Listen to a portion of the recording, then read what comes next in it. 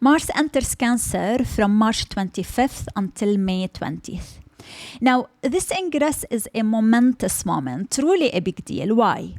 Because Mars spent a very long journey of almost 7 months in Gemini, where he went retrograde.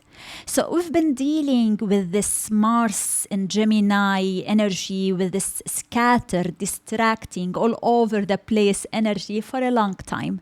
And now, finally, it is over. But Mars is said to be in its fall in Cancer. So what to expect with this energy? Before we get into that, subscribe to the channel to be notified with the new releases. Leave me a comment or share this video if inspired. Also, I want to mention that we're offering a discount on the Astrology Foundation course. This is where you learn the fundamentals of astrology and beyond in depth, from the basics to the sublime. So find the link in the caption to take advantage of this sale price and start your astrological journey with me. So Mars in Cancer, what to expect? Cancer is the sign of home, of safety, family, of the past, of the inner world of emotions. And Mars in Cancer will take on a more emotional, protective, and nurturing quality. But Mars is the warrior, is the defender, is the hero, and the aggressor even. So put him in Cancer and we might deal with this burst of emotions, of high sensitivity. But also with Mars in Cancer, we defend that which is most dear to us, be it our family, our home, our nation, our hearts. We fight to protect those who matter. You know, the mother bear archetype comes to mind when we think about Mars in Cancer, fierce and defying the principles of physics in order to defend and protect who are most precious to her, her cubs, that which is vulnerable and in need for nurturing. Now the cubs can represent who are dear to you, be it your family, your home, your nation, or your heart that you protect. So we might experience these themes. We might find ourselves more defensive than usual, but not defensive for the petty stuff, no, but defending what and who are close and dear to us. However, as I said, Mars falls in Cancer. Now Mars finds its exaltation in Capricorn, where it can muster this courage to climb the mountain. In Cancer, the polarity of Capricorn, Mars falls, meaning Cancer isn't a conducive place for Mars to be itself, to express itself. Cancer is not the place the warrior prefers to be. The warriors want to be outside fighting the fight, not home feeling the feelings. So Mars is hindered by emotions, by the past and its burden, by the need for safety, for security, hindered by family wounding. So during this transit, we may deal with family conflict infused with ancestral traumas. We may deal with emotional burst, as I said, or even emotional manipulation. When it comes to Mars in Cancer, nothing is direct or straight. Think of the crab walking sideways. This is Mars in Cancer. So how we deal and express our emotions and needs isn't necessarily straightforward. So what can we do with that?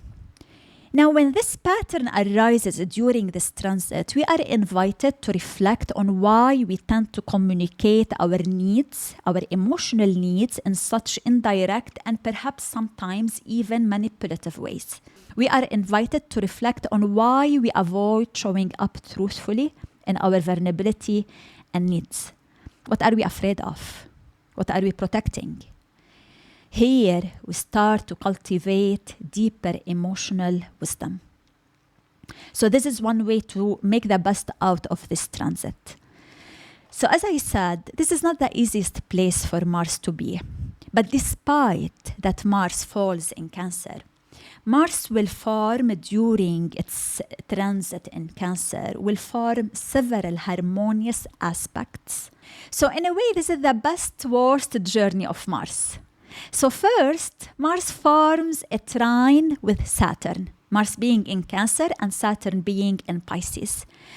which will teach us to navigate the emotional turmoils with more patience and with more self-responsibility.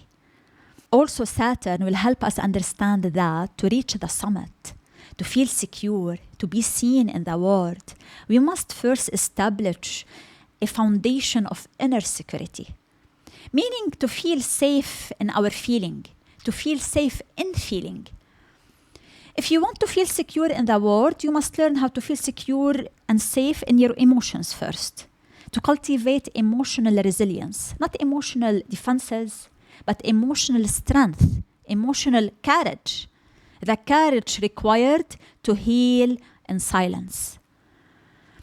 With Saturn, we learn that to leave the nest, we must first care for it, the inner nest, meaning to establish a secure self, to build roots, and to build a home, a safe home where we feel secure.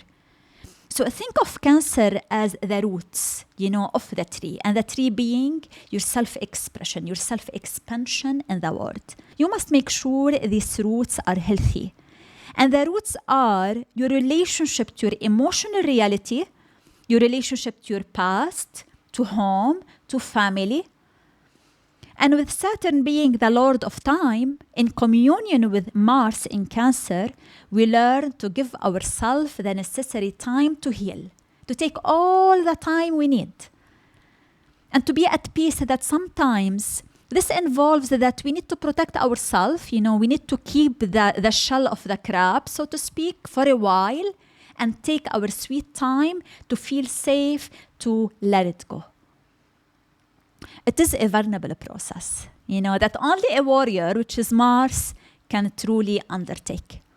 Then we are ready to show up, to connect in more authentic way, to reach deeper people's heart, as we have done with our own. Your ability to connect, to be nurturing, because this is what Cancer is about, is relative to your ability to connect to your own inner self. We learn that our ability to create in life is relative to our capacity to feel, and that we cannot go further in life than our embodied felt experience. During this time, you are invited to understand that what's inside of you is okay. This sense of incompleteness is what makes you beautiful. You're not ashamed of it. You carry no guilt for being yourself, which will be amplified by another harmonious aspect between Mars and Uranus. So Mars forms a sextile with Uranus by the end of April, which awakens the urge to go beyond who we are expected to be. This aspect awakens the urge to be free from the conditioning and expectations that society or even family placed upon us. But are we safe in this process? Remember, in Cancer, we want to feel safe. But Mars is courage and sextile to Uranus. So we are called to find the courage to decondition ourselves, risking rejection, which we find in Cancer. Yet the prize is freedom. To refuse to let the notion of security rob us from a life worthy of living. To not fail in living for the sake of safety. Then lastly, Mars forms a trine with Neptune a few days before it leaves Cancer. So this is a big one. Why? Because during Mars transit in Gemini, Mars formed three times, forming square with Neptune. And now they finally meet in this harmonious way, a trine. And Mars-Neptune energy, this combination, represent the spirit warrior. The courage to meet life's mystery, the unknown. The courage to trust the ocean. Neptune is in Pisces, rules Pisces. To trust the ocean, the god of the sea, as we navigate life. And it takes immense courage to feel safe in the divine mystery, in the unknown. Also, Neptune is the domain of empathy, of kindness, of compassion, of imagination, intuition. A domain beyond the flesh, beyond our little selves, beyond our mortality.